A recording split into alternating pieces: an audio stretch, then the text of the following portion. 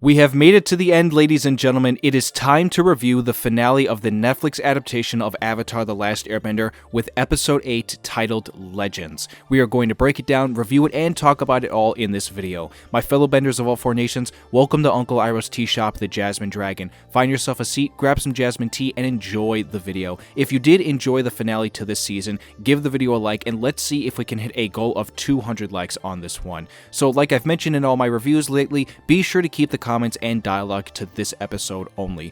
Firstly, I just want to say it has been a blast reviewing these episodes with you all and having conversations about it. I really do appreciate it. Thank you all for coming out for them, as I have put a lot of hard work into getting them made and getting them out each and every day since the show released. Regarding my thoughts on this finale episode itself, I have to say I really did enjoy this one and I had a lot of fun with it. The best way that I could describe this finale is that it is an epic war movie compressed into an hour of television runtime. Given it is adapting the Siege of the North, it obviously makes sense that it had to be that way. Like, they really do go full on with showing the war of it all, where we actually see people die and the destruction is on full display. The fact alone that the Northern Water Tribe survived this is honestly quite astonishing to me, but hey, the Water Tribe are tough, and so I give them all the credit in the world. Even Uncle Iroh said as much to Zhao when they were battle planning, that they would be really hard to fight against in episode 7. I guess to go more in detail with regards to all this stuff with the war and the battle, I just think visually they really nailed a lot of what was going on here.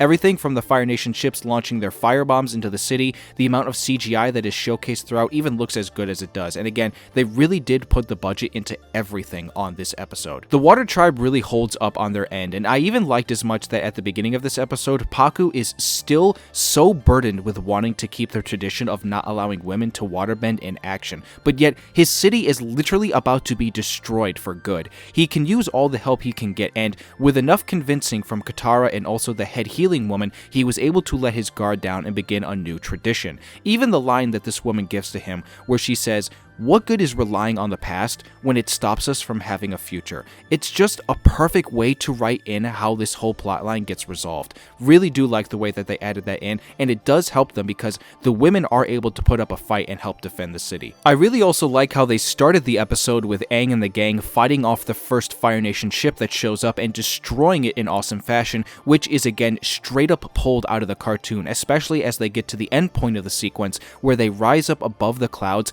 and they see the full armada of Fire Nation ships coming their way, and so that's just an awesome shot right there. I'm going to be a little chaotic with this review, but I'm going to go back and forth between a bunch of things, and the first major thing that I want to discuss is everything to do with Zhao, the Ocean and Moon Spirits, Yue, and Zuko's inclusion into the fight. For one, I might be indifferent to some people on this, but I'm kind of glad that they didn't go down the route of having Zuko capture Aang first. Obviously, they couldn't do it anyway because they already resolved this stuff with Ko, but here for what the episode was going for, I thought it was done very well. Of course, he is there to capture him, but Katara gets in the way of it all. Even when he can't succeed from doing that, he still is able to accomplish his other mission, which is to engage Zhao and stop him after he tried to kill him on that boat that blew up. They also go with another change in this scenario where this time it is not the ocean spirit who takes away Zhao, but they quite literally actually just kill him on screen. The person who does this is none other than Uncle Iroh himself. Zhao does get absolutely destroyed and sinks into the water in a ball of fire. And so that right there is the end of that character, and for what it's worth, I thought it was a good ending overall. To move on, I also thought that they did a really good job with the Yue and Spirits portion of this fight.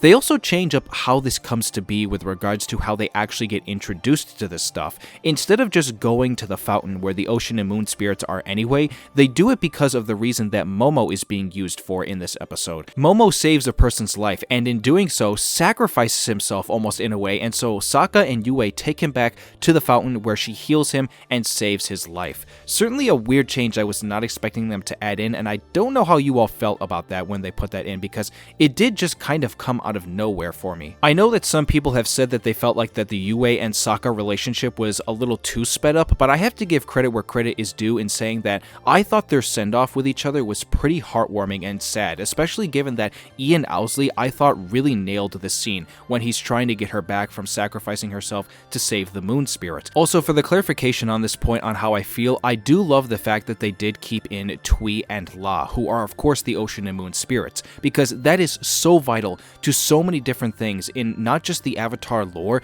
but this episode and storyline in general. I even love as much when they included in all the stuff with regards to what Zhao does with the spirits. When he puts the moon spirit in the bag and the color grading of the shots turn to full red like they do in the animated, I loved that. I love it even more when he did the deed of killing the moon spirits and then the color changes to go to black and white. I really like that the filmmakers added this portion in because it really adds to the decor of that whole situation that took place during the battle. I even love that they added in the little touch of Zhao being absolutely maddening for what he did and feels like he just did the deed that would require his destiny to be complete. This was probably my favorite part of his character that they did in the entire season. They even also kept in the fact that Iroh really did not like what he was doing, and like he says, he unleashed tenfold on him. But apparently that wasn't enough, because in the end, he still killed the spirit, which then, of course, was undone by Yue, and this is now where we lead into the biggest part of what I think a lot of fans were worried about with regards to if this episode was going to adapt it or not.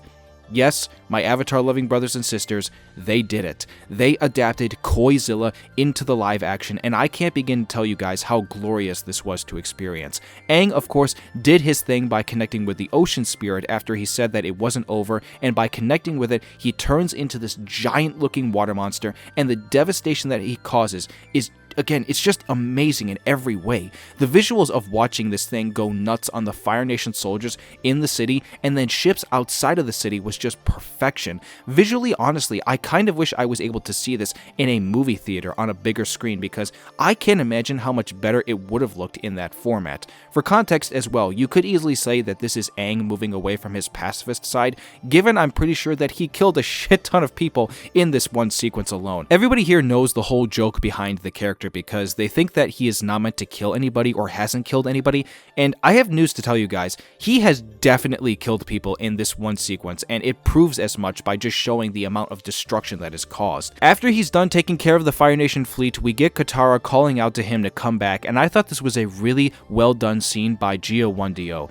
This was honestly probably her best scene in the entire season in terms of her emotional weight that it could carry for the character. She doesn't want to lose Aang, and so he gives up his march towards the rest of the fleet and comes back to the city with everyone else. After the whole battle has concluded, they depicted the aftermath of what had happened throughout the entirety of the city and of the day, and I have to say, this was really devastating to look at, and I'm kind of surprised that Netflix did show a lot of this, although it's not totally shocking given the fact that this was the tone of what the season had been going for anyway. They showcased some of the people who did die, and one of those people was actually Han. We did see a scene from earlier during the portion of the battle where the moon spirit had been killed, and it seems like that was a last-ditch effort to hold off the Fire Nation, and he went out dying with honor, and so I'm really glad that they went the way they did with this character in this adaptation. I'm also glad that we did get the conversations between Sokka and Yue's father, as well as Katara and Pakku. It's a bit of a resolve to those characters and their connections with each other, and again, even though Pakku's necklace wasn't mentioned in this episode either, I'm still glad that they had these dialogues with the characters.